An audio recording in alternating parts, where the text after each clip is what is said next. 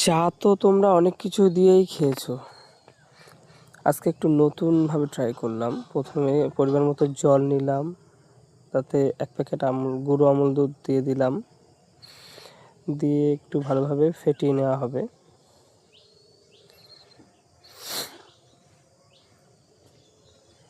ভালো করে ফেটিয়ে নিয়ে তারপরে দিয়ে দিলাম হরলিক্স, যেটা সবথেকে ফেমাস জিনিস।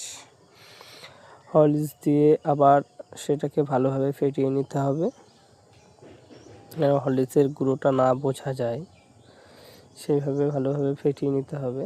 ফেটিয়ে নেওয়ার পরে দেখো সুন্দর একটা কালার এসছে। এরপরে দিয়ে দেবো পরিমাণ মতো চিনি।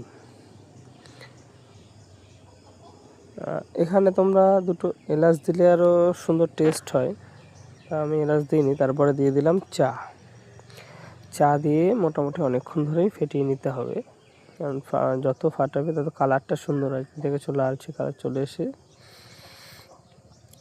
সুন্দর একটা কালার এসছে।